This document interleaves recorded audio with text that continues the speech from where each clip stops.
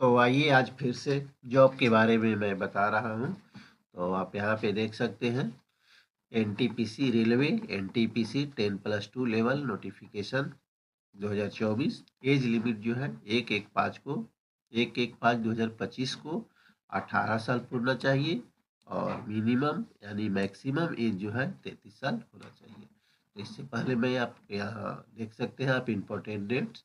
ये जो है आपका ये फॉर्म फिलअप होना शुरू हुआ है 21/9/2024 से और इसका लास्ट डेट है 27/10/2024। तो यदि आप रेलवे में जाना चाहते हैं तो आप इसे 27 अक्टूबर से पहले इसे आप फॉर्म को फिलअप कर दें और उसके बाद कॉरेक्शन डेट जो है आपका 30/10/2024 से लेके 6/11/2024 तक।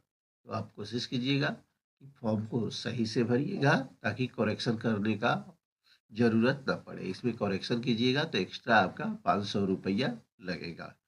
उसके बाद जो है एग्ज़ाम डेट अभी नहीं आया है, एडमिट कार्ड अभी नहीं आएगा। यहाँ पे आप देख सकते हैं एप्लीकेशन फ़ी में जनरल ओबीसी ईडब्ल्यूएस के लिए 500 रुपया लगेंगे, एससी एसटी और पीएच के लिए 250 रुपया लगेंगे। ऑल फीमेल कैटेगरी 250 रुपये लगेंगे। After appearing the stage first exam यानी कि पहला एग्जाम जब होगा तो उस समय जो है यदि आप एग्जाम में अपेयर हो रहे हैं तो यूआर यानी जनरल ओबीसी ईडब्ल्यूएस फी रिफंड 400 रुपीज।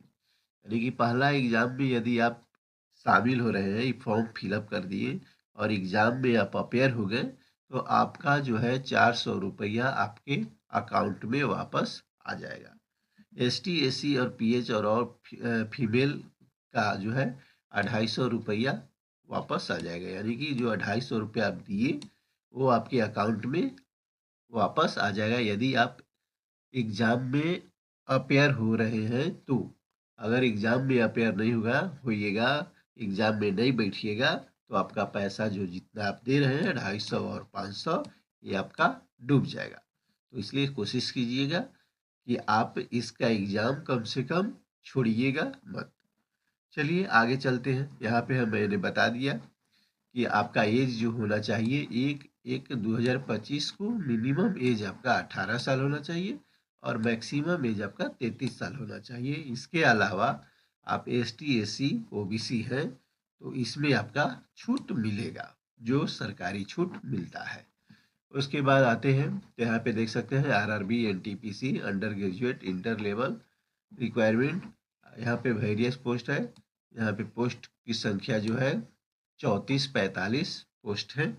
यहाँ पे आपका जो है कॉमर्शियल कम टिकट कलेक्टर का आपका देख सकते हैं 2022 है यानी कि 2022 है। फिर ट्रेन क्लर्क का है 72, अकाउंट क्लर्क कम टाइपिस्ट का है 361। उसके बाद जो है जूनियर क्लर्क कम टाइपिस्ट का 990 है।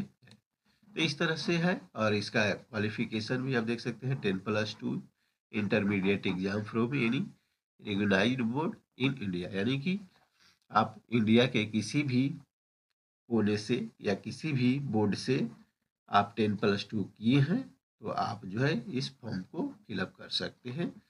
उसके अलावा है जनरल ओबीसी ईडब्ल्यूएस के लिए 50% मार्क्स होना चाहिए और एसटी एससी पीएच के लिए यानी कि विकलांग के लिए केवल पास होना चाहिए।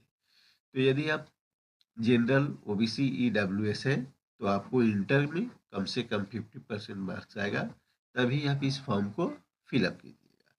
इसी तरह से सब में आपका दिया हुआ है। ये आप यदि आप ये दोनों पोस्ट फिलअप करते हैं तो इसमें इसके साथ साथ जो है 50% मार्क्स के साथ साथ आपका कंप्यूटर टाइपिंग इंग्लिश में 30 होना चाहिए और हिंदी में आपका 25 और आपका वर्ड पर होना चाहिए। यानी कि आपका जो कंप्यूटर टाइपिंग यदि आप करते होंगे तो ये समझ सकते हैं ये आपका होना चाहिए। तो यहाँ से हम देख सकते हैं यहाँ पे बहुत सारा जोन है आरआरबी जोन में। ये आप इस तरह से आप इसको अप्लाई कर सकते हैं। यहाँ से ऑनलाइन अप्लाई करने का ऑप्शन